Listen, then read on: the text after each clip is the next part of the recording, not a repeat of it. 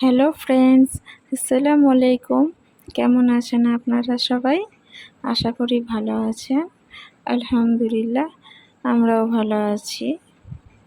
আজকে ওকে আমি স্নানের আগেই খিচুড়ি খাইয়ে দিয়েছি। অনেকক্ষণ টাইম লেগেছে খাওয়াতে, অনেক কান্নাকাটি করেছে।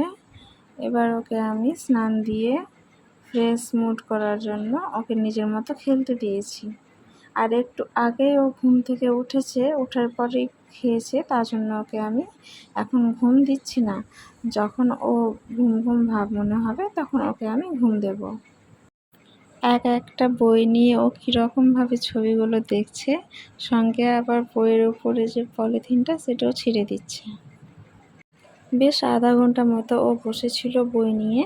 আমিও ওকে একটার পর একটা পেজ খুলে খুলে দেখাচ্ছিলাম ছবিগুলো, সেটা আপনাদেরকে দেখানো হয়নি। তারপরে ওকে আমি ছেড়ে দিয়েছি। এবার ও কী করছে দেখুন। ওর যে জলের বোতলটা দেখতে পাচ্ছেন, সেইটাতে ও একদমই জল খাচ্ছে না। ও প্রথম থেকে ওকে আমি জল যখনই খাওয়াতে যাই, সামান্য একটু মুখে নিলেও খেতে চায় না। ওকে আমি ছোট গ্লাসে করে জল খাওয়াই, ওটাতে বরঞ্চ ও ভালোভাবে একটু হলেও জল খায়, কিন্তু বোতলে জল খেতে চায় না ও। কেমন চলে আসছে ও আমার ক্যামেরার সামনে দেখুন। ওকে গরমের সময় টাক করানো হয়েছিল, তারপরে ওর এই চুলটা বেরিয়েছে। আগেকার মানুষরা সবাই বলে যত নাকি টাক করবে তত নাকি ঘন চুল হবে। আদৌ কি তাই হয় বলুন তো? সেটা তো বাবা মার উপর ডিপেন্ড করে। বাবা মার যেমন ঘন চুল হবে বা পাতলা চুল হবে, ঠিক বাচ্চারও ঠিক সেরকম হবে। এটা কিন্তু আদৌ না যত টাক করাবে তত নাকি ঘন চুল হবে, এটা কিন্তু একদম ভুল ধারণা। বাচ্চাদের মাথায় চুল থাকলে কত ভালো লাগে দেখতে, আর বিশেষ করে তো মেয়েদের মাথায় যদি বড় বড় চুল থাকে আরও কত কিউট লাগে বেবিদেরকে।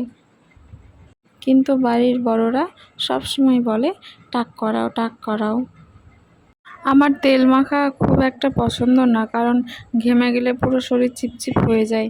তার জন্য আমি হালকাভাবে ওকে একটু তেল লাগাই। বাচ্চাকে তাড়াতাড়ি হাঁটতে শেখার জন্য ফ্লোর টাইম বেশি বেশি করে দিতে হবে। তার জন্য ওকে আমি বেশিরভাগ ফ্লোরেই দিয়ে রাখি।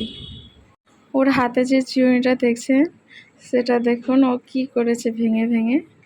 ও খেলনা ছাড়া অন্য কিছু নিয়ে বেশি খেলে, খেলনাকে অত পাত্তা দেয় না। তার জন্য চিরুনি আর বালাটা ওকে খেলার জন্যই দেওয়া হয়েছে, এটা আমরা ইউজ করি না। প্রত্যেক বাচ্চাকেই দেখবেন ওরা খেলনা জিনিস বাদ দিয়ে বাড়িতে আশেপাশে যেটা দেখতে পাবে সেটা নিয়েই কিন্তু বেশি খেলা করে।